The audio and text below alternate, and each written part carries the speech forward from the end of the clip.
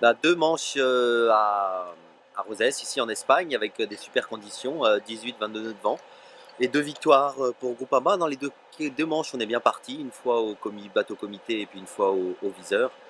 Les parcours étaient assez longs, donc il a fallu, tirer beaucoup au rappel, dans les filières, mais je dirais la première manche, on est passé en tête, on a pu dérouler assez facilement la régate. Et puis la seconde, il y a eu un premier tour assez serré avec tous les autres adversaires, mais on a pu prendre l'avantage à la fin du premier vent arrière et sur le deuxième prêt. Donc c'est une bonne opération pour nous avec ces 2 victoires. Alors justement, en termes de points par rapport à Courrier Dunkerque, tu étais moins à l'aise aujourd'hui. Ouais, ils ont pas pris enfin, Courrier Dunkerque n'a pas pris des très bons départs, c'est-à-dire qu'ils, finalement, 2 minutes après le départ, ils étaient déjà en retrait par rapport à nous. On ne s'en est pas trop occupé, on a essayé de faire notre course devant. Et puis c'est sûr qu'eux se sont retrouvés un petit peu plus dans le peloton.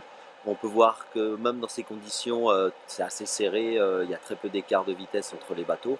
Donc pour nous c'est bien, on reprend 5 points sur eux et bon, on va continuer, encore beaucoup de coefficients. Des prochains jours ventés.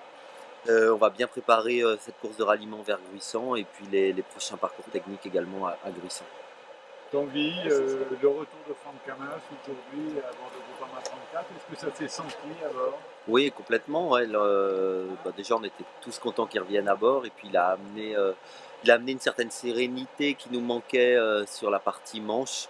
Euh, des discussions, il a amené en fait beaucoup de feedback dans les discussions, que ce soit au niveau de la performance avec Maxime Paul et Devan Le Bihan au réglage, et puis également pour moi au niveau tactique. Je dirais c'était beaucoup plus simple aujourd'hui de construire les régates dans ces conditions ici sur Rosès.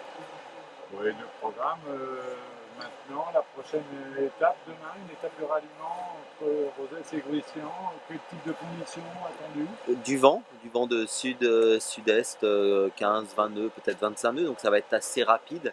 Elle est assez courte d'étape et puis on va la faire à une allure, je dirais peut-être sous spi ou sinon à un reaching avec le petit spi assez serré. Donc on va encore affiner notre météo.